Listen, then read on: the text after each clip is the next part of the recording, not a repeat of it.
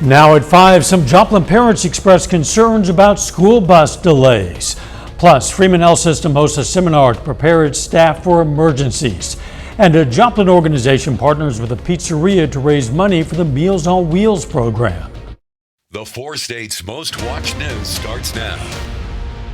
Joplin students are back to school, but they might be arriving for classes and at home a bit late. This is KOAM News at 5. I'm Dow Quick. It's because the district was not able to fill all the positions for bus drivers, and some routes are being affected. The district doesn't have a specific number of full-time positions to be filled, but encourages anyone interested in applying to join the 54 current bus drivers. Some parents report waiting for students for more than an hour in the hot temperatures. Officials say 2 routes are being delayed, but others are also dealing with issues. We try to have when we know that a route's going to be delayed or there's going to be a hold on students, we try to put that information out really quick through the school, through Parent Square, which is a new program that we have this year in the district. And so parents can get automatic alerts that says their bus is going to be late through that Parent Square app. Parents are being warned about the delays through text messages. District officials expect the situation to improve in the upcoming weeks. If you'd like to apply to be a bus driver, you can find more information on our website, koamnewsnow.com. Freeman Health System today prepared for the possibility of a crisis.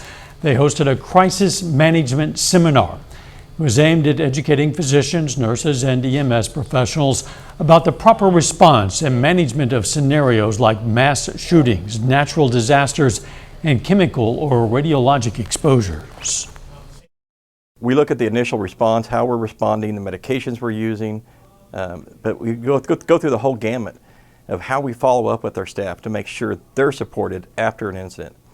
When you look at the Joplin tornado and what so much of our staff went through, it traumatized many for years to come.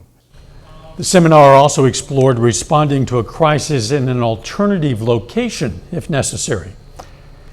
The Area Agency on Aging is partnering with a local pizzeria to raise funds to support senior citizens in the community. The 3rd annual Slice for Seniors is taking place at Gusano's in Joplin. Until 7 tonight, 20% of all sales go to the local Meals on Wheels program that provides free meals to senior citizens. Many businesses that support us, that know the need of our older adults. We actually had some pre-orders from some local businesses. We have already sent out 45 to 50 pizzas before Gusano's even opened this morning. This is the first year that Slices for Seniors has been held at Gusano's. While the brutal heat continues, let's check in with meteorologist Sam Lane. Yeah, you could almost make some pizzas outside on the sidewalk with temperatures well over 100 degrees this afternoon, especially in southeastern Kansas. Right now, we're looking at temperatures still above 100 in Fredonia, as well as Howard, 100 even in Topa, as well as in Coffeyville, 100 in Parsons, upper 90s off towards the east. And as we head through this evening, we're going to see mostly fair skies with temperatures dropping through the 90s all the way down to about 78 degrees by tomorrow morning. However, we do have some tropical moisture associated with the system moving into South Texas, and some of this is trying to work its way back up into our area, and that's just enough to keep us below 100 degrees in Joplin today. But tomorrow the UV index is going to be very high once again, 10 on the scale, which means about 10 to 15 minutes of burn time, so take the precautions. And looking down the lane, the heat wave continues. We do have some weekend rain chances and cooler next week, and I promise you're going to like the forecast when we have that in just a little bit. See you soon. One day after President Biden visited fire-ravaged Maui, recovery efforts continue as many fire victims begin the process of putting their lives back together. The Biden administration has approved at least $8.2 million, including more than $3 million in initial rental assistance that's already been handed out. Former President Donald Trump announced he's going to turn himself into the Fulton County Jail on Thursday on charges of trying to overturn the 2020 presidential election. Reporter Natalie Brand is in Washington with more details on the coming surrender and what it means for the 2024 presidential election. Attorney John Eastman, one of the alleged co-conspirators accused of trying to overturn the 2020 presidential election in Georgia, was processed at the Fulton County Jail Tuesday and released. I am confident that when the law is faithfully applied in this proceeding, all of my co-defendants and I will be fully vindicated. Former President Donald Trump says he will turn himself in on Thursday. He posted on social media that he's going to be arrested for, quote, making a perfect call, referring to the phone call he had with Georgia's Secretary of State urging him to find votes. Trump is facing 13 felony counts, including a RICO charge of conspiring with 18 others to overturn the 2020 presidential election in Georgia. Trump's lawyers agreed to a $200,000 cash bond to be released. He will not be allowed to discuss the case with co-defendants except through his attorneys. And as part of the agreement, he is also banned from intimidating witnesses, including on social media.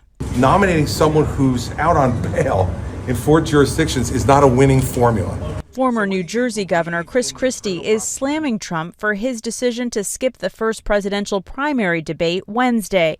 But these 8 candidates will be on the stage, hoping to set themselves apart from the rest of the field. 2024 is our moment of choosing. We are not going to get a mulligan on this one. Florida Governor Ron DeSantis is Trump's closest competitor in the latest CBS News poll, but he trails Trump by more than 40 points among Republicans surveyed. Natalie Brand, CBS News, Washington. Republican presidential candidate Larry Elder is suing the Republican National Committee, saying their process of determining who is eligible to make the debate stage is rigged. He's accusing them of trying to silence his voice. Still ahead, worries in Hollywood. Artificial intelligence is changing how we're entertained. I'm Bradley Blackburn with rapidly evolving technology and the concerns for actors and creators. And next in Health Watch, the FDA approves a vaccine aimed at protecting infants from the respiratory virus RSV. Topping today's Health Watch, the FDA has approved the first vaccine to protect infants against RSV. It would be given during a woman's pregnancy so the antibodies could be passed on to newborns. Michael George reports. The FDA green-lighted a vaccine to help one of the most vulnerable populations, babies. Pfizer's Abrezvo vaccine is the first to protect against RSV, or respiratory syncytial virus. Infants are very high risk for RSV. They have less mature immune systems, they have smaller airways, so they get into trouble more quickly if there's inflammation or mucus in the airways. The maternal vaccine would be given between 32 and 36 weeks of pregnancy and protect newborns for 6 months. The idea is to vaccinate early enough that you provide the protection of the baby, but late enough that there aren't significant risks associated. A clinical trial at Cincinnati Children's Hospital involved more than 7,000 pregnant people, including Melissa Squires, a doctor at the hospital and mother of 2. I'm always looking for ways to really optimize the health of my children. Last RSV season was longer and more severe than usual, overwhelming hospitals in many places across the country. The CDC says more than 2 million children under age 5 get RSV each year. Up to 80,000 are hospitalized and 300 die.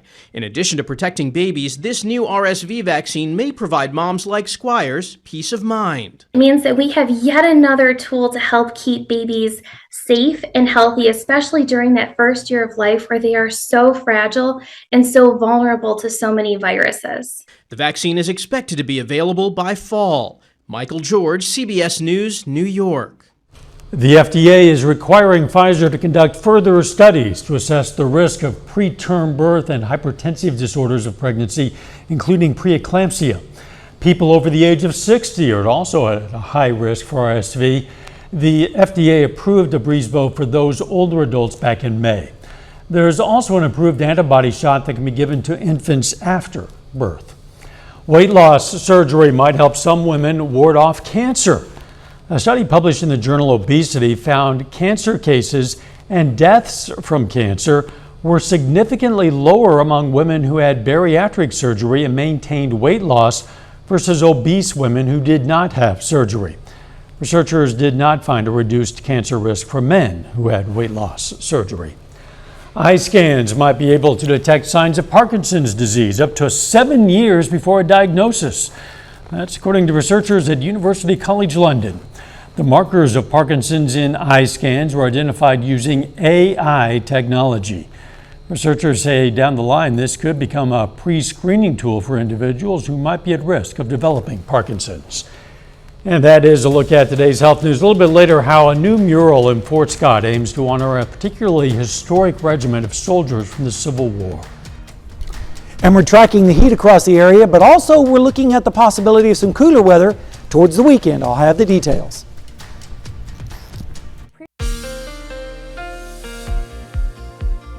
Well, it was another scorcher across the 4 states. This has been a broken record for several days in a row.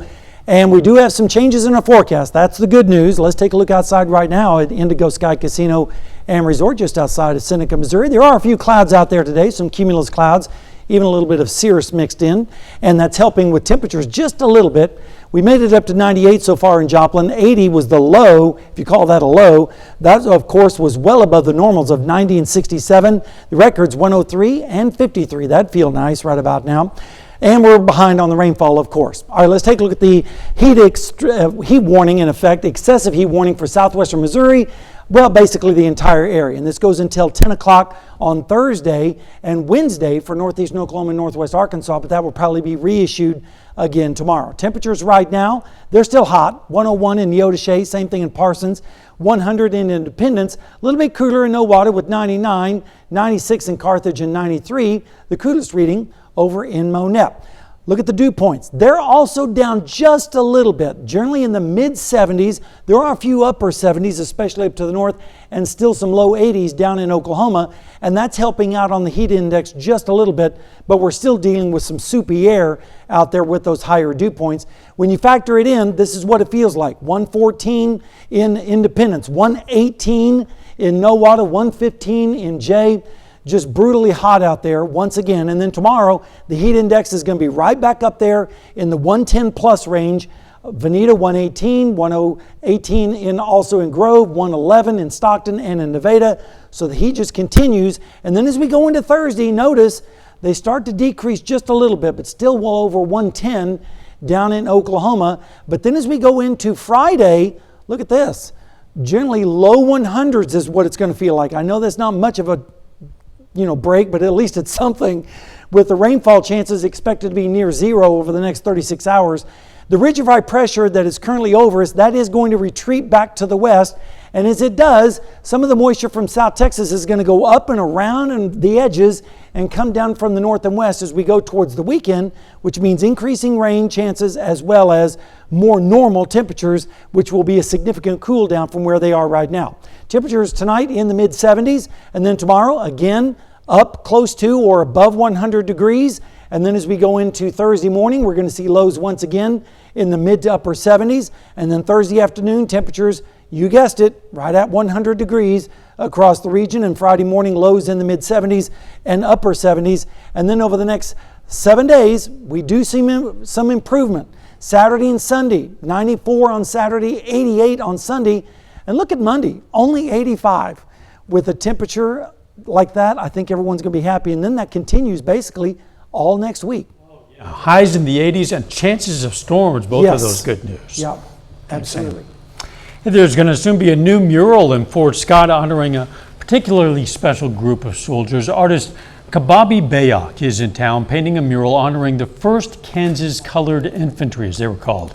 The regiment served in the Union Army during the Civil War and was the first black regiment organized in a northern state. I knew the flag would go on the center, but as far as the other elements, especially thinking about what is going on now in today's climate, I wanted to have one other man holding the American flag just because of how many times black folks have fought for this country in order to feel like folks would treat us better, give us the respect, give us the rights we wanted. The mural is on the north end of Main Street overlooking the fort. It's expected to be finished by Friday or Saturday. Coming up, the UPS Teamsters Union members vote on whether to accept a new contract with the company. Topping today's Consumer Watch, it appears members of the UPS Teamsters Union will not be going on strike. The members today voted overwhelmingly in favor of a tentative agreement between the union and UPS. The 5-year contract provides more than 340,000 UPS workers with wage increases, workplace protections, and air conditioning inside those trucks. Before the deal, the union had threatened to go on strike, which would have been the largest single employer strike in U.S. history. The amount of money Americans want to switch jobs has reached a new high. According to a survey from the New York Federal Reserve Bank, Americans on average say the lowest pay they would accept to change jobs is just under $79,000. That's up from a little over $72,000 last year. As Hollywood actors continue to strike, a major issue in negotiations is the role of artificial intelligence that could reshape the entertainment industry. Reporter Bradley Blackburn explains the promise and the peril actors now face. Voice actor Chris Shula is a full-time narrator. Amelia said, "Come on, you two. I'll show you what you need." Recording audiobooks from his home studio in New Jersey. I'm working on number 464. That's a lot of reading. One 10-hour book takes more than 30 hours of work, but he's concerned artificial intelligence could take away his livelihood. That absolutely could be an existential threat. It is the time right now where I believe Congress needs to step forward and create boundaries, clear boundaries. AI is a major issue for picketing writers and actors, including some big names. We will not be having our jobs taken away and giving to robots. Fears are growing because AI is evolving so quickly. For example, a company called Speechify can clone voices like Snoop Dogg's. This is a clone voice. Or Gwyneth Paltrow's and convert text to speech instantly. All it takes is the click of a button. It's not just voices. AI is supercharging visual effects like this technology from Wonder Dynamics that can swap out real faces and figures with 3D characters far faster than ever before. Sometimes something that will take weeks, we can do in a couple of hours. Wonder Dynamics co-founders say AI can be a tool for creators and actors. I think it's creating a lot of opportunities for actors to play more CG characters. Ty Sheridan should know he starred in Ready Player One, the Steven Spielberg movie that used extensive motion capture. You're wearing this ridiculous looking onesie and a helmet with cameras. With our system, you don't have to do that. In terms of changing an actor's experience, it's very free in that way. Actors contending with powerful new technology that's already changing how we're entertained. Bradley Blackburn, CBS News, New York. Some of us on TV are actually are real. That's what an AI would say, though, isn't it? The National Association of Voice Actors is calling for ethical use of AI that would limit the use of human recordings for training synthetic voices or offer fair compensation. Hey, you know those puzzles on websites where you click all the boxes to contain items like a crosswalk or a motorcycle or a bus? Well, it turns out bots can solve them better. Researchers at the University of California, Irvine found bots were more accurate than humans in solving the puzzles called CAPTCHA tests, and they were also quicker at it. According to the findings, bots also solved distorted text CAPTCHA tests nearly 100% of the time compared to humans who solved them only 50 to 84% of the time. Makes you wonder the purpose of the tests. A final check of the forecast up next.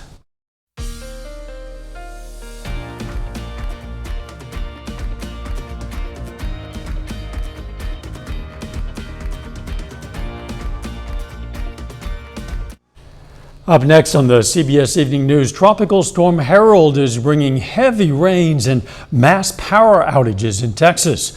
Then on KOAM News at 6, we're going to hear more from Joplin parents concerned about school bus delays.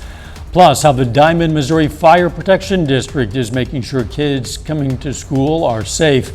And we're going to hear from the Riverton Rams as they work around the intense heat for football practice. Stay with us for the CBS Evening News and then KOAM News at 6. They could use a shower or thunderstorm for those practices. That would be helpful. There is one thunderstorm on radar, and it's way out in central Kansas. Severe thunderstorm warning in effect for that between Wichita and Salina. But at least now we do have some chances of showers and storms getting more and more prevalent as we head towards the weekend. And look at that, temperatures closer to normal next week. I've forgotten what normal feels like. It's been a while, but boy, it'd be nice to have highs only in the 80s. Yeah. Thanks for joining us. The CBS Evening News is next. And of course, we're going to be right back here for KOAM News at 6. See you then. Let's make it a great evening.